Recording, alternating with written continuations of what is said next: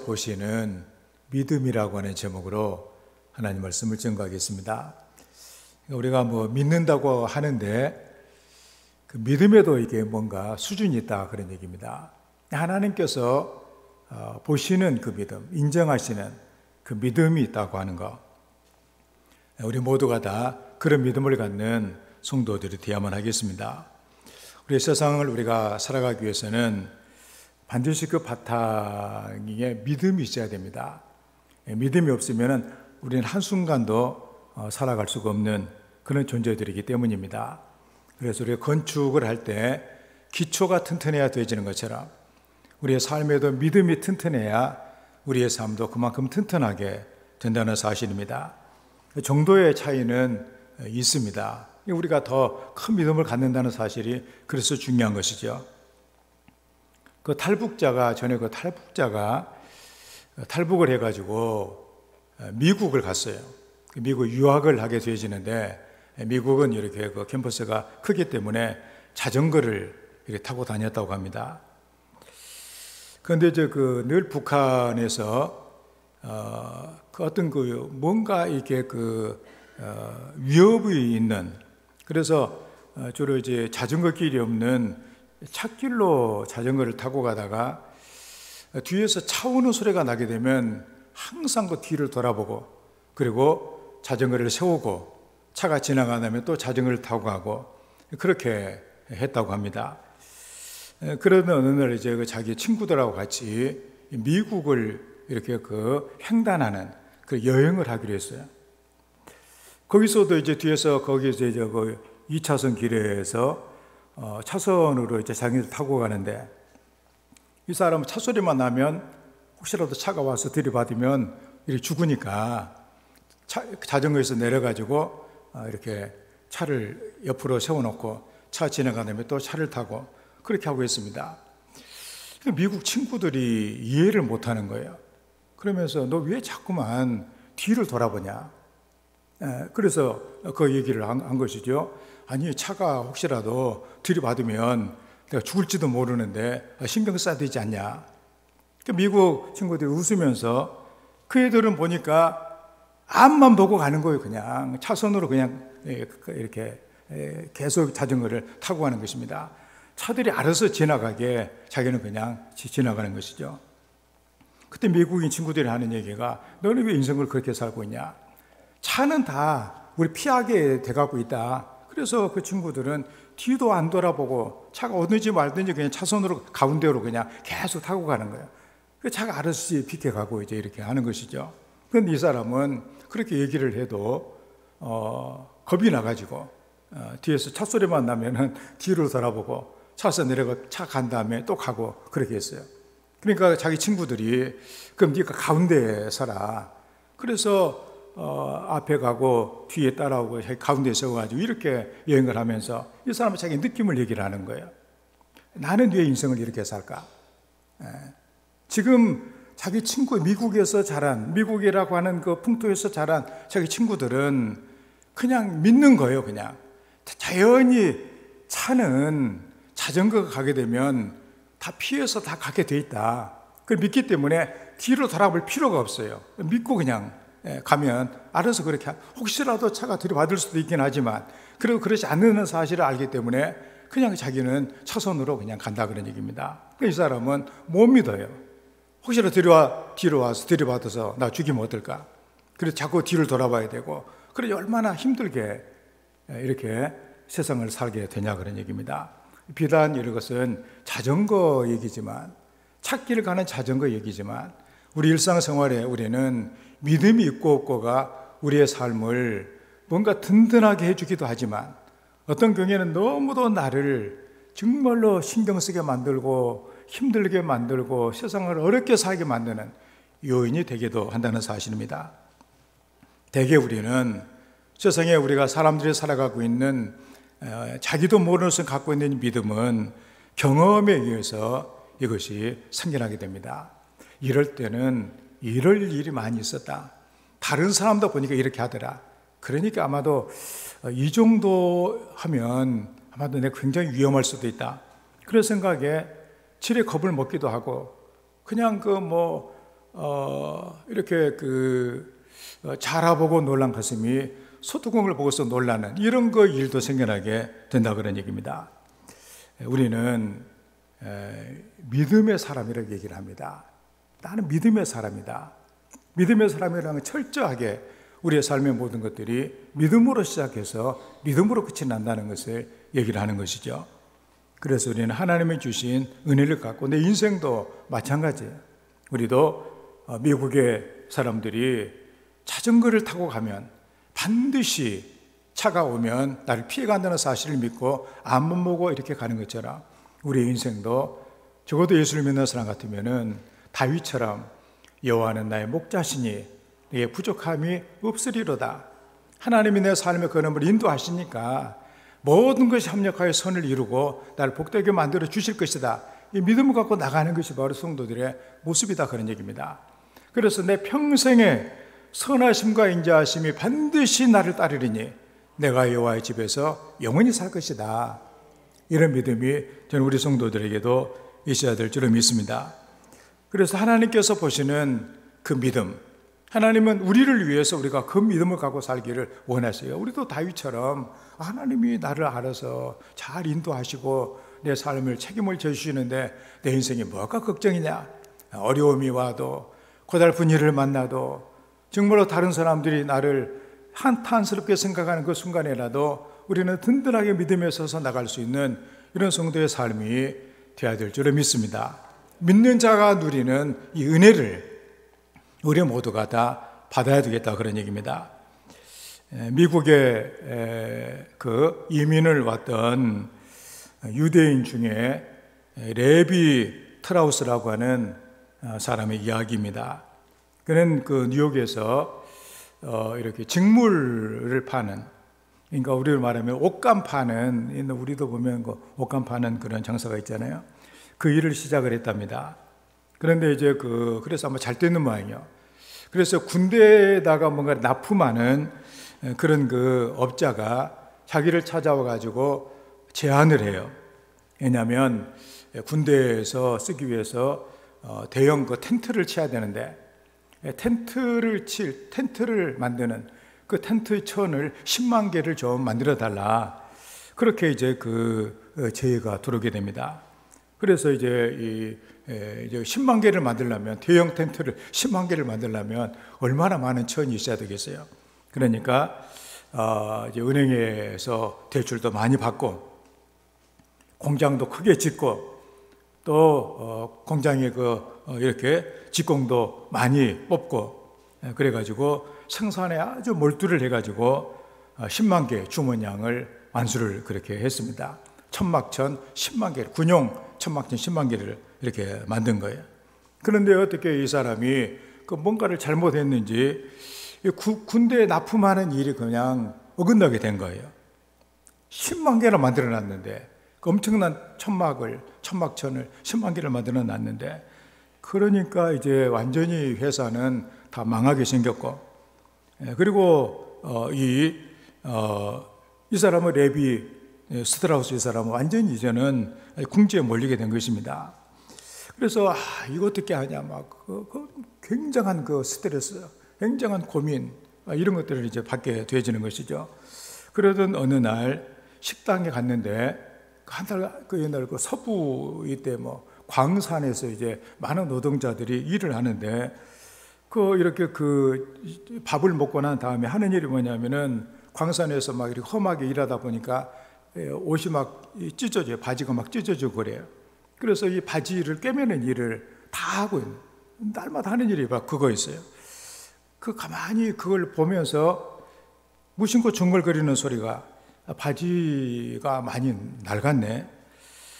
아마도 질기게 바지를 만들면 저런 일은 없을 건데 이 천막천을 사용하면은 아마 바지가 튼튼하고 찢어질 일은 없을 건데 그러다가 순간에 아이디어가 생각이 났어요.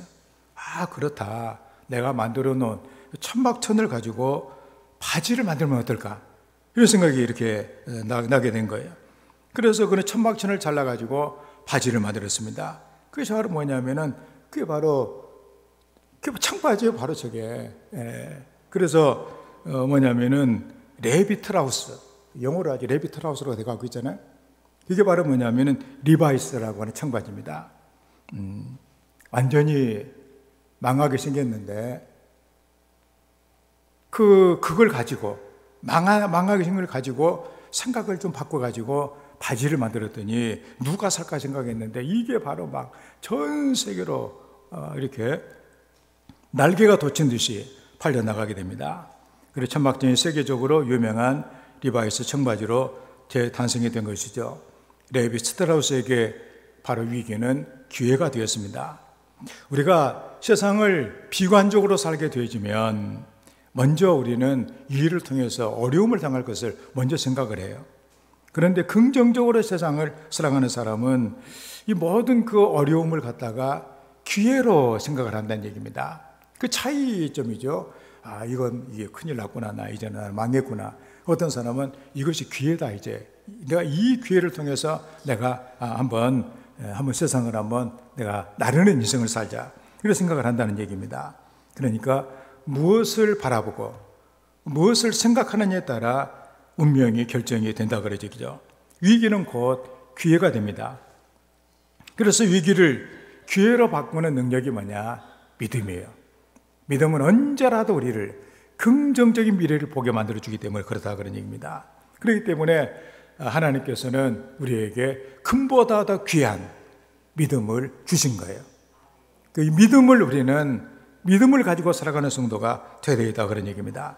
그 절망을 희망으로 바꾸고 불가능을 가능하게 만드는 이 능력, 이 믿음이 희망사항으로만 끝나서는 안 된다 그런 얘기입니다.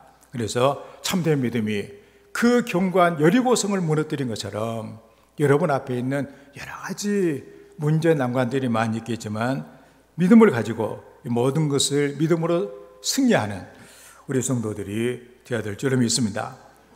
그 바울 사도께서 본문에서 우리가 하나님 앞에 옳다 인정함을 받는 것, 이것은 우리의 행위나 노력으로 되는 것이 아니라 믿음으로 되는 것이라고 말씀을 합니다.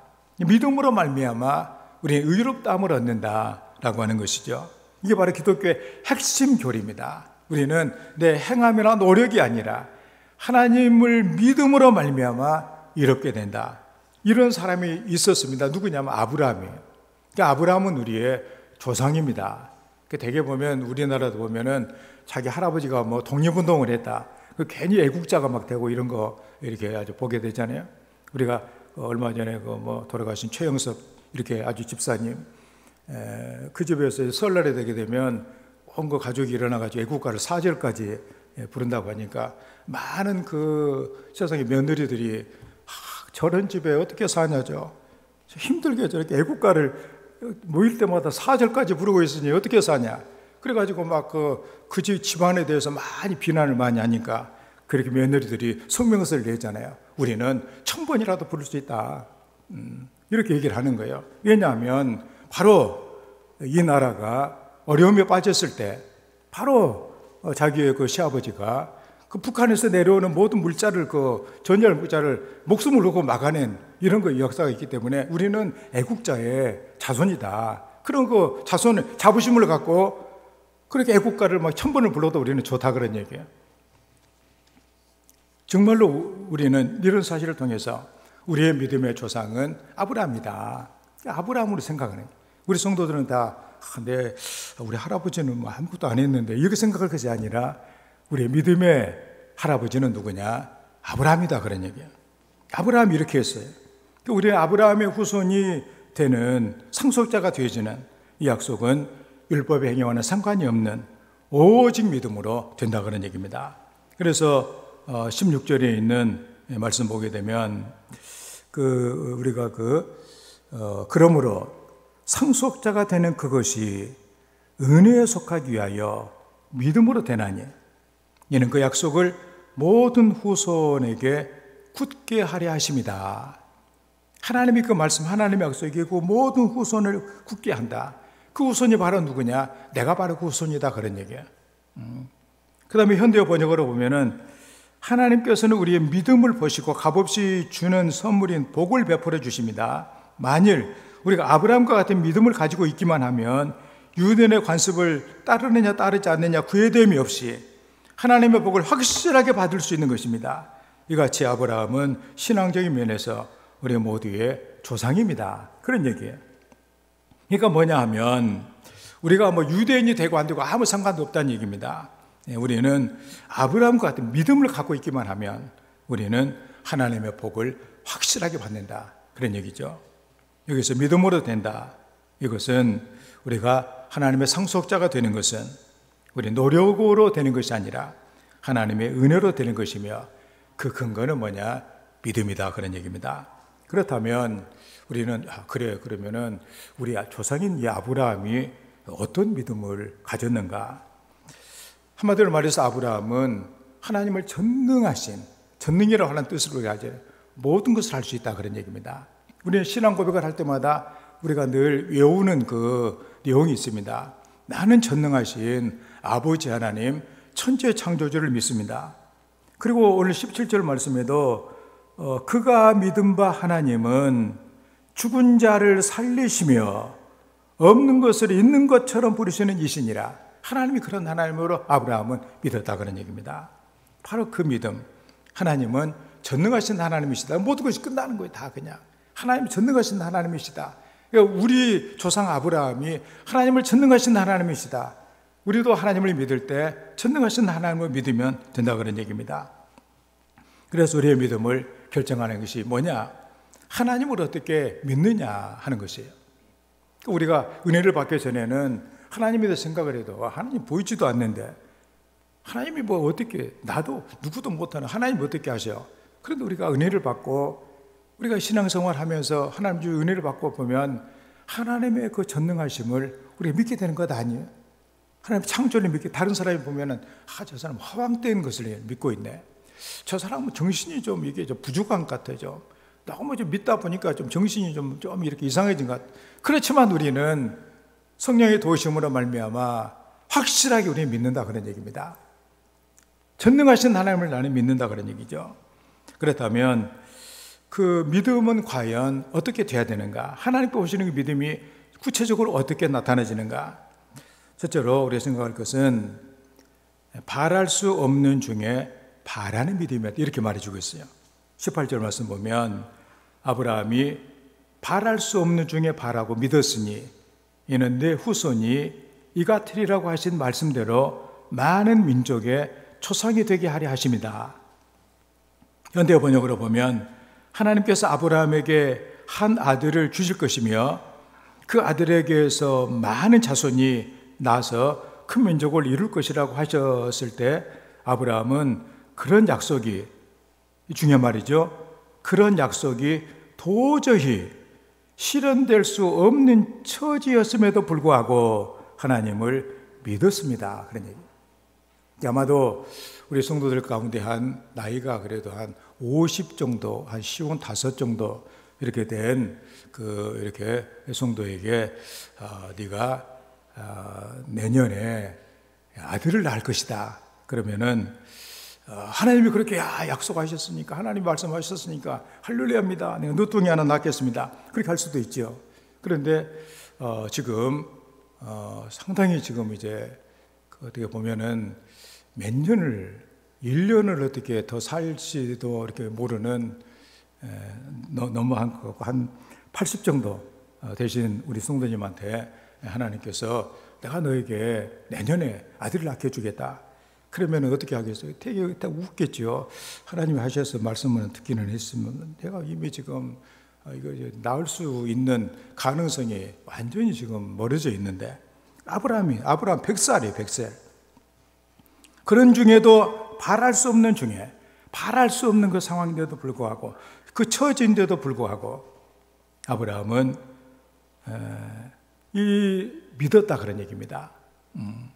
하나님께서 전능하신 하나님이시기 때문에 믿었다 그런 얘기예요. 아브라함은 소망이 없는 가운데서라도 약속을 믿었습니다. 그러니까 우리는 내가 믿을만 해야 믿지 내 처지를 생각하면 그것이 가능하냐 이렇게 하는 그 가운데서라도 아브라함은 믿었다 그런 얘기입니다. 그렇기 때문에 우리는 아브라함의 믿음의 자손들로서 바랄 수 없는 내 처지가 참 기대가 참 어려운 그런 가운데서라도 하나님께서 성령을 통해서 우리에게 말씀을 들려주셨을 때 그걸 내 말씀으로 받아들이고 그 말씀을 믿고 나가는, 그래서 복을 받는 이런 성도가 되어야만 하겠습니다. 2020년 12월 가이드 포스트에 실린 탤런트 김애랑이라고 하는 사람의 이야기, 다니엘 기도에서 나와가지고도 여러분들 유튜브에도 보면 많이 나와 있는 그런 거 이렇게 분인데, 저는 이렇게 연속극을 안 보기 때문에 누군지는 모르는데 여러분들 가운데 아시는 분이 계신지 이렇게 아주 모릅니다.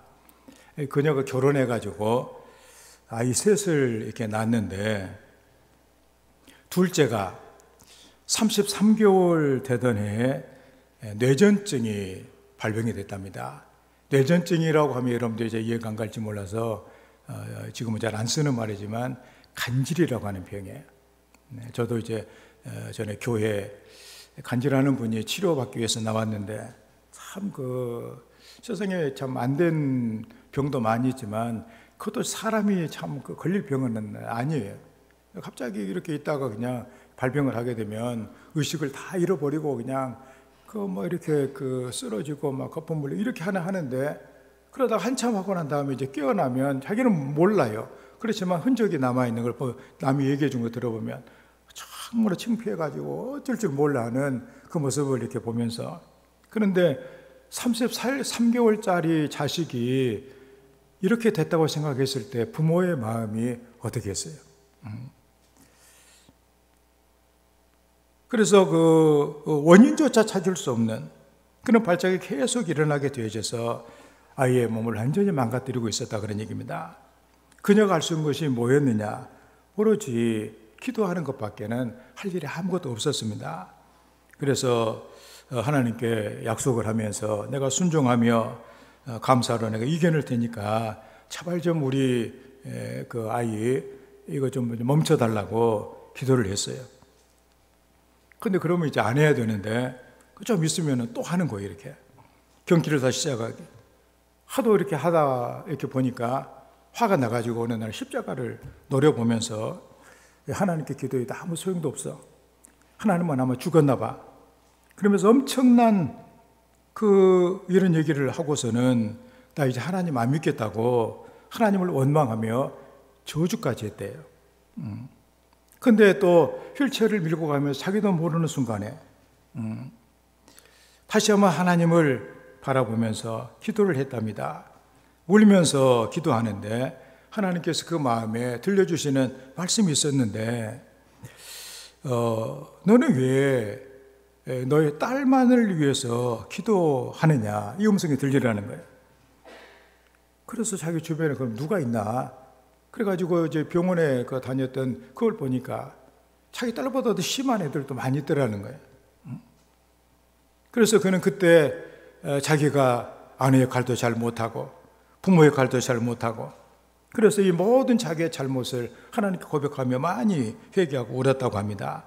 그렇게 회개하고 하나님을 의지하고 기도하는 가운데 70을 보내고 아침이 되었는데 이 아이가 자기의 눈을 이렇게 바라보더니 하나님이 나를 고쳐주셨어, 이렇게 얘기를 하더라는 거예요. 그리고서는 경기를 하지 않더라는 것입니다. 그래서 그는 하나님 은혜를 감사하면서 이렇게 고통을 함께 했던 그 어머니들 이렇게 모아가지고 화이팅게일이라고 하는 그런 공동체를 만들고 뇌전증으로 아픈 아이들을 위해서 그들을 도와주고 기도해주고 길을 찾아주는 이런 믿음의 사람의 역할을 감당을 하고 있다고 그래요. 바로 이제 다니엘 기도에 나와서 이제 간증하는 그런 내용입니다. 우리가 믿음으로 산다. 쉬운 일이 아니에요. 믿음은 현실하고 다르다, 그런 얘기입니다. 항상 현실과 충돌합니다. 하나님이 그렇게 말씀하셔서 믿습니다 했는데 나와보니까 또 여전히 환경은 힘들고 어려워요. 그렇지만 믿음이 뭐냐? 하나님이 우리에게 뭘 원하시느냐? 바랄 수 없는 중에도 바라고 믿었다, 그런 얘기죠. 아브라함에게 주어진 상황은 최악이었어요. 하나님이 75세 얘기를 했습니다. 그러면 그래도 뭐 한 10년 못 가서 일이 좀 이루어져야 될 것 아니에요? 근데 99세가 될 때까지도 이루어지지 않고 있으니 얼마나 그 괴로운 그런 일이겠어요? 현실과 충돌하는 것 아니에요? 75세 정도면 그래도 뭐 요즘에도 그 뭐 이렇게 뭐 뉴스에 그렇게 뭐 이상한 거 나오는 거 들어보면 그 뭐 가능성이 있다고 생각할지 모르는데 99세나 됐는데 뭐 가능성이 이렇게 보이게. 그래서 바랄 수 없는 중에 그래도 아브라함은 바라고 믿었다. 하나님께서 하셨기 때문에, 전능하신 하나님께서 약속하셨기 때문에 그는 믿었다, 그런 얘기입니다. 우리도 오늘 이렇게 예배를 드리면서 또 하나님께서 여러분 마음에 들려주신, 정말로 내게 주신 그 말씀이 여러분 속에 살아있고, 때로는 현실이 도저히 이걸 받아들이지 못하는 상황이라고 할지라도 나는 아브라함의 자손이다, 아브라함, 내 조상 아브라함은 바랄 수 없는 중에 바라고 믿었다고 했다. 나도 믿자. 하나님 내게 믿음을 주시옵소서. 그러면서 믿음으로 약속을 붙잡고 나가는 우리 성도가 되어 믿는 대로 해주시는 하나님 은혜를 받는 우리 성도가 다 되기를 주의 이름으로 축원을 드립니다. 다음에 두 번째로, 부정적인 환경에서 더욱 강해지는 믿음이에요. 하나님이 이걸 아브라함의 믿음을 보셨다, 그런 얘기입니다. 19절의 말씀에 그가 100세나 되어 자기 몸이 죽은 것 같고 사라의 태가 죽은 것 같음을 알고도 믿음이 약해지지 아니하고, 현대 번역으로 보면 그의 강한 믿음은 자신의 나이가 이미 100살이 다 되어 죽은 몸이나 다름없다거나 아내 사라 역시 아이를 갖기에는 너무 늙었다고 하는 사실을 조금도 염려하지 않았다. 그렇게 번역을 하고 있습니다. 이걸 알았다는 얘기예요. 자기 뭐 아내도 이미 자식을 낳을 수 있는 그런 몸이 아니에요. 자기도 그런 몸이 아니에요. 그렇지만 더 믿음이 강해졌다 그래요. 약속을 믿어 더 믿음이 강해졌다. 여기 죽은 것 같음을 알고도, 원어의 뜻은 뭐냐? 이미 죽은 상태임을 알다 그래요. 이미 끝났다는 걸 알았다 그러니. 그래도 하나님이 말씀하셨기 때문에 믿었다 그런 얘기입니다. 그러니까 죽은 나사로가 살겠느냐 물어봤을 때 믿음의 사람들은 주님이시면 살릴 수 있습니다, 뭐 그런 얘기죠.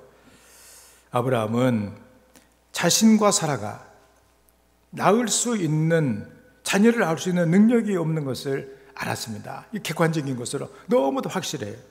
다른 사람을 봐도 너무나 확실해요. 이런 일은 한 번도 없었어요. 출산 기능으로 말하면 이미 죽은 몸이었다 그런 얘기입니다.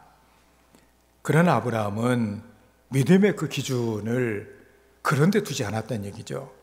하나님의 약속에 뒀다 그래요. 나는 이런 세상의 어떤 그 형편이나 또 세상 경험이 이런 데 내 믿음을 두지 않고 나는 하나님의 말씀의 약속에 내 믿음의 근거를 둔다, 그런 얘기입니다. 그리고 그 약속을 믿어서 결국에는 웃음이라고 하는 이삭을 낳았다, 그런 얘기예요.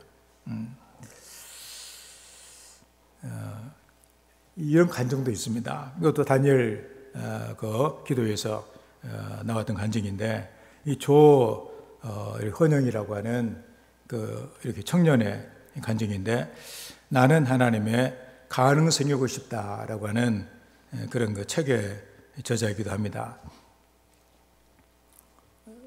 또 생긴 것도 좀 그렇긴 한데, 그 초등학교 때부터 공부하고는 담을 쌓았다고 그래요. 늘 좋아하는 건 뭐냐? 노래, 춤, 여기 빠져가지고 여기 아주 공부는 전혀 아주 흥미가 없고 춤과 노래만 좋아하는 그런 학생이었어요. 그러니까 성적은 항상 아주 최하위권, 제일 높고 이렇게 아주 바닥입니다. 중학교에 들어가서 영어 시험을 봤는데 우리로 흔히 말하는 빵점을 맞은 거예요. 선생님이 그에게 하는 얘기, 한탄하면서 하는 얘기가, 내가 영어 선생 30년 했는데 빵점 맞은 애는 네가 처음이다, 그렇게 얘기를 했다고 그래. 그래서 학습 장애가 있는 애고 도저히 공부가 안 된다고 이렇게 해서 했어요. 그런데 여러분들 생각할 때 뭐 선생은 그렇게 말할 수도 있고, 다른 사람은 저 애는 노는데 춤과 노래에만 관심이 있고 공부에는 하나도 흥미가 없지, 이렇게 말할 수도 있지만 어머니는 또 생각이 다르잖아요. 자식이 그렇게 된다면 얼마나 더 답답한 일이겠어요. 그래서 아주 그 자식을 포기하지 않냐고 새벽마다 가서 하나님께 부르짖고 기도했다고 그래요. 어느 추운 겨울날 새벽기도 마치고서 아이가 자고 있는 방에 들어가 가지고 아이에게 손을 얹고서 기도를 합니다. 이놈이 잠을 이렇게 자고 있다 보니까 겨울이니까 음모성이 얼마나 차겠어요. 누가 차디 찬 게 뭐 자기를 해서 눈을 가만히 떠서 보니까 자기 어머니가 울면서 기도하고 있어요. 뭐라 기도하냐면, 하나님, 이 아들을 내가 주님께 드립니다. 이 아들이 공부할 때 좀 지혜를 좀 주시고 이 아이가 무엇을 하든지 하나님의 영광을 나타내게 주시옵소서. 그래서 그 어머니의 눈물을 듣고 기도 내용을 들어보니까 생각이 좀 달라졌어요.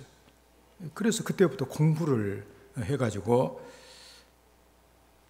그 결과는 뭐냐면은 미국의 스탠포드 대학에 들어가가지고 거기에서 공부한 학생이 됐다 그런 얘기입니다. 그래서 이렇게 공부를 그렇게도 지지도 못하고 안 하다가 공부해가지고 이렇게 되었으니까 얼마나 공부 안 하는 애들한테 좋은 간증거리겠어요. 그래서 그 청소년 집회 이런 데 쫓아다니면서 열심히 나를 봐라, 내가 이런 인생이었는데 하나님이 이렇게 해주셨다. 너희들도 믿음을 가져라, 하나님이 해주신다. 그렇게 간증을 하고 있는 그런 인생이 된 것입니다. 아브라함은 자기의 처지를 알았습니다. 알았다고 그랬어요. 얼마나 불가능한지도 알았다 그럽니다. 그리고 불행한 조건에 믿음이 약해지지 않도록 하나님의 약속을 붙들었다고 그런 얘기를 합니다. 자신의 처지와 상관이 없이 하나님께서 약속하신 것을 이루실 것을 그는 믿었습니다. 이것이 바로 아브라함이 가졌던 믿음이고 하나님께서 보셨던 믿음이다 그런 얘기죠. 하나님이 그 믿음을 보셨다 그런 얘기입니다. 약해질 수밖에 없는 상황이 우리에게도 있습니다. 내 처지를 생각하면 많은 성도들이 그래요. 기도한다고 이거 될 일이냐 이거. 하나님이 어떻게 해주실 수 있겠느냐 이거. 이런 식으로 자꾸만 믿음이 내 상황이나 처지나 이런 것들이 자꾸만 나를 이렇게 내가 아무리 생각을 해도 길이 보이지 않는다 그런 얘기입니다. 그래도 아브라함은 믿음이 더욱더 강해졌다 그런 얘기 아니에요? 그걸 하나님이 보셨다 그런 얘기. 우리들도 그런 가운데서 그게 중요한 게 뭐냐면은 하나님의 약속을 우리 마음으로 담아둔 하나님의 은혜를 주시는 것이 그게 중요합니다. 그래서 보면은 똑같은 말씀이지만 우리가 이런 많이 듣잖아요. 내가 너와 함께 하겠다. 그래서 내가 내 오른손을 늘 붙들어 주겠다.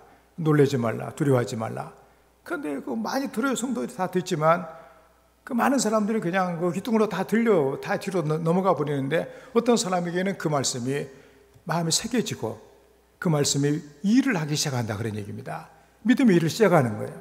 그러니까 우리 성도들도 하나님께서 그렇게 해주시는 은혜를 받아야 되겠다 그런 얘기입니다. 그래서 쉬지 않고 우리는 기도하면서 하나님을 찾는 우리의 태도가 중요하고 하나님이 믿음의 은혜를 주셔야 우리도 아브라함처럼 그렇게 된다는 사실입니다. 그래서 어려움 가운데서라도 하나님의 약속을 믿고 말씀을 붙들고 더욱더 믿음이 강해지는 하나님의 자녀로 승리하기를 주의 이름으로 축원을 드립니다. 다음에 세 번째로 약속의 성취를 믿고 영광을 돌리는 믿음입니다. 20절 말씀에 믿음이 없어 하나님의 약속을 의심하지 않고 믿음으로 견고해져서 하나님께 영광을 돌리며, 현대 번역으로 보면 염려를 하기보다는 오히려 하나님께 대한 믿음이 더욱더 강하게 자라 아직 그 일이 실현되기도 전에 자기에게 베풀어질 복을 생각하고 하나님을 찬양하였다 이렇게 돼가고 있습니다. 우리가 이 현대 번역을 보면 아주 더 염려하고 걱정하고 막 낙심하고 그래야 되는데 오히려 하나님에 대한 믿음이 더 강해져 가지고 그 일도 되지도 않았는데도 불구하고 하나님이 약속을 이루어 주실 것을 믿고 하나님을 찬양하며 경배했다는 것 아니에요? 그래서 이 믿음이 없어 이 얘기는 뭐냐? 약속에 대해서 마음으로 다투지 않는다. 그냥 하나님을 믿고 그냥 나간다. 다윗처럼 여호와는 내 목자시기 때문에 난 부족함이 없다. 내가 사망의 엄청난 골짜기로 다녀도 절대로 난 망하지 않는다. 하나님 너 지켜주신다. 내 평생의 선하심과 인자하심 반드시 나를 따라오게 돼 있다. 이렇게 인생에 대해서 때로는 나라가 망해가지고 자기 반란 일어나가지고 자기가 도망가는 신세가 돼도 그냥 하나님의 선하심을 믿고 내 평생에 좋은 것이 오게 될 거다. 그렇게 믿고 그냥 가는 것 아니에요. 긍정적인 하나님을 믿기 때문에 늘 이렇게 마음이 긍정적인 마음이 되더라 그런 얘기입니다. 사실 우리가 세상을 살아가면서 이 쉬운 일은 아니에요. 그렇지만 다윗도 그랬고 아브라함도 그랬다면 우리 조상이라고 아브라함을 우리가 부른다면 우리도 이 말씀을 생각하고 하나님 정말 믿음을 갖기가 너무나 힘듭니다. 그렇지만 하나님이 약속하셨기 때문에 오히려 믿음이 더욱더 강하게 되어가지고 그렇게 하나님을 찬양하며 경배할 수 있는 믿고 그냥 하는 거 아니에요? 그래서 하나님께서는 아브라함에게 네 이름 좀 바꿔라 그랬어요. 계명하라. 아브라함의 본래 이름이 아브람. 아브람이라는 이름의 뜻이 뭐예요? 그냥 위대한 아버지라는 얘기입니다. 한 사람이 위대한 아버지다. 그러니까 사람들이 아브라함이야, 저 사람은 위대한 아버지다. 그런데 하나님께 아브라함을 불러가지고 이름 바꿔라. 뭘로 바꿉니까? 아브라함으로 바꿔라 그랬어요. 아브라함은 뭐냐? 세상 모든 나라의 아버지다 그런 얘기예요. 아니 한 사람의 아버지도 지금도 안 됐는데 세계 모든 사람의 아버지라고 하다니 그 사람들이 뭐라고 그랬겠어요? 아브라함이 하나님 그 말씀을 들었을 거 아니에요? 그래가지고 만나는 사람마다 나 이름 바꿨네. 뭐라고 바꿨는가? 무자식이라고 바꿨나? 자식이 없으니까 이렇게 하면 했을지도 몰라. 그랬는데 아브라함은 아브라함이라고 나를 불러주게. 사람들이 생각할 때 저 사람 이상하네. 지금도 한 사람의 아버지도 아닌 사람이 세상 모든 사람이 아버지라고 이름을 바꾸다니. 그 얼마나 그 놀림을 받을 만한 그 내용 아니에요? 그렇지만 아브라함은 만나는 사람마다 나 아브라함으로 이름 바꿨으니까 아브라함으로 부르라고 다 그랬을 거 아니에요? 그게 바로 뭐냐? 약속을 믿고 하나님께 영광을 돌렸다 그런 얘기입니다. 그래서 그는 열국의 아버지가 되고 우리의 아버지가 되고 조상이 된 거예요. 놀라운 일이 아니에요? 조엘 오스틴이라고는 제가 자꾸만 전에 말씀드린 그 긍정의 힘이라고 하는 책을 지은 그 목사님이시죠. 그 믿음의 능력에 대해서 얘기하면서 그 1981년에 자기 어머니가 암에 걸려가지고 몇 주 동안만 살 수 없다. 몇 주 동안밖에 살 수가 없다. 이런 의사의 진단을 받게 되죠. 그래서 입원해서 모든 이런저런 검사를 했는데 의학적인 치료를 더 이상 할 수 없다는 그 선고와 함께 집에서 이제 평안하게 임종을 맞이하라고 집으로 돌려 이렇게 보내게 됩니다. 그렇지만 가족들은 포기를 안 했습니다. 어머니의 생명을 구해달라고 아주 강하게 하나님께 부르시기 시작을 합니다. 어머니도 역시 포기하지 아니하고 불평과 패배의 말 대신에 하나님의 말씀을 자기 입에 두기로 결심을 합니다. 그래서 우리가 전에 새벽기도 시간에 봤던 거 있잖아요. 시편 118편 17절에 있는 말씀. 내가 죽지 않고 살아서 여호와께서 하시는 일을 내가 선포하리로다. 날마다 눈 뜨면 내가 죽지 않고 살아서 하나님의 약속의 말씀이 그에게 새겨진 거예요. 나는 죽지 않고 살 것이다. 나는 하나님의 내게 해주신 일을 나는 선포할 것이다. 그러면서 외치고 성경에서 병고침에 대한 말씀을 한 40개 정도를 선택을 해가지고 매일 그 말씀을 선포했답니다. 그러자 이 믿음의 고백을 하며 선포를 하니까 병세가 차츰 회복이 된 거예요. 그래서 식욕이 돌아오고 체중이 불어나게 되고 몇 주가 지나니까 조금씩 나아지고 몇 달이 지나니까 회복이 빨라져가지고 몇 주밖에는 살지 못한다고 그랬는데 20년이 지났는데도 여전히 건강히 살고 계시다 그런 얘기예요. 그래서 조엘 오스틴이 자기 어머니의 이 내용을 보면서 그런 얘기를 합니다. 어머니는 지금도 하나님의 말씀을 고백하고 계신다. 아침마다 치유의 성경 구절을 묵상하고 믿음과 승리, 건강에 관한 말을 하지 않고서는 집을 나서지 않으신다. 어머니는 죽음이란 놈이 어찌할 수 없다는 사실을 늘 되새기신다. 어머니는 무덤가를 지날 때마다 하나님이 나에게 장수의 복을 주시고 구원을 보여주실 거야 라고 외치시는데 그 소리가 얼마나 큰지 모른다. 차 안에서 어머니가 이 말씀을 처음 외쳤을 때 나는 놀라서 간이 떨어지는 줄 알았다. 이처럼 어머니가 항상 말로 선포하시니 사탄은 어머니의 삶에 발 디딜 틈조차 없었다. 사탄이 자꾸만 들어가지고 속삭이잖아요. 그런데 어머니가 늘 큰 소리를 외치고 다니니까 하나님은 나를 지켜주시고, 이건 이제 간증이기 때문에 우리가 획일하게 모든 사람에게 적용한다는 그렇지만 이런 그 간증이 있다는 사실을 우리는 잊지 말아야 된다는 사실이에요. 절망을 넘어 약속의 성취를 보기 위해서는 그 약속을 믿어야 됩니다. 그 약속을 믿을 수 있는 근거는 그 약속을 하신 분이 바로 전능하신 우리들의 아버지 하나님이시라는 사실이에요. 하나님의 말씀을 의심한다. 헛것으로 믿는 것 아니에요? 현실적으로 불가능해 보이지만 하나님이 말씀하셨기에 이루어질 것을 믿는 것이 바로 믿음입니다. 그러므로 믿음을 가진 사람에게는 절망이라고 하는 것은 자리를 잡을 수 있는 자리가 없는 것이죠. 절망은 믿음이 없는 곳에 자리하는 것이 바로 절망입니다. 두려움도 마찬가지죠. 믿음이 없는 곳에 두려움이 있게 됩니다. 하나님의 약속을 의심할 수밖에 없는 그런 상황 가운데서라도 약속을 시인하는 정도가 아니라 영광을 하나님께 돌려버리는 이런 걸 믿음을 통해서 절대로 아까마게 틈을 타지 못하게 하는 이런 성도의 삶이 되어야만 하겠습니다.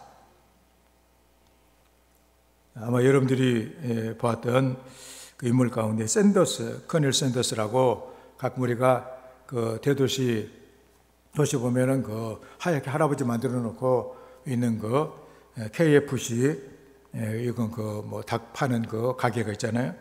켄터키 프라이드 치킨 그런 얘기예요, 이게. 근데 이 사람이 사업을 열심히 했는데 하나도 되는 것이 없었다고 합니다. 결국 그는 정신병에 걸리게 돼요. 안 되니까 신경 쓰다가 정신병에 걸리게 되고 아내마저도 난 당신 믿고 나는 못 살겠다. 그러고서는 떠나버렸다고 합니다. 그래서 자기도 패배감에 사로잡혀 살고 있는데 65세가 되었을 때 65세면 우리는 말하면 노인 아닌 노인. 근데 찬송을 부르는데 너근심 걱정 말아라 주 너를 지키리. 그 찬송 가사가 정말로 은혜로 그에게 새겨진 거예요. 그래. 너근심 걱정 말아라. 주 너를 지키리. 다시 일어서게 됩니다. 그래서 그는 자기가 이제 닭을 어떻게 튀겨야 맛있는가 하는 것들을 연구해 놓고서 내가 가게를 만들면 또 나에게서 전수를 받은 모든 가게들은 KFC라고 켄터키 프라이드 치킨 이렇게 이름을 붙이고 사업을 할 수 있도록 그래가지고 이제 그 자기 조리법을 가지고 그 매장을 운영할 사람들을 찾아 나섰어요. 여기 있잖아요. 1009번, 1009번 거절당했다는 얘기입니다. 1009번 거절 이렇게 당하고 그리고 1010번째 드디어 첫 번째 매장이 생겨난 거예요. 그로부터 얼마나 이게 번창을 했는지 이제는 자가용 비행기를 사가지고 돌아다니면서 사람들에게 하나님을 간증하는 내 정신병을 고쳐주시고 내 삶을 고쳐주신 하나님을 간증하며 다니는 이런 인생이 됐다 그런 얘기입니다. 그래서 그는 늘 고백하는 내용이 바로 뭐냐? 시편 50편 15절에 있는 말씀 환난 날에 나를 부르라 내가 너를 건지리니 내가 나를 영화롭게 하리로다. 이 말씀을 외치고 다닌다고 합니다. 참 우리가 참 코로나19도 그렇고 여러 가지 그 일 때문에 이런 개인적으로도 그런 어려운 일들이 아마 많이 있을 거예요. 하나님께서 원하시는 내 인생을 바꿀 수 있는 그 하나님께서 원하시는 이 믿음을 우리도 가져야 되겠다고 하는 거. 적어도 우리가 입술로 나는 전능하신 하나님 아버지 천재 창조주를 내가 믿는다면 아브라함과 같은 믿음을 소유하는 것이 당연한 것이죠. 그래서 우리 인간의 경과 판단이 아무리 뛰어나도 믿음을 앞서지는 못한다, 그런 얘기죠. 믿음을 앞서지는 못한다. 그래서 우리가 어려운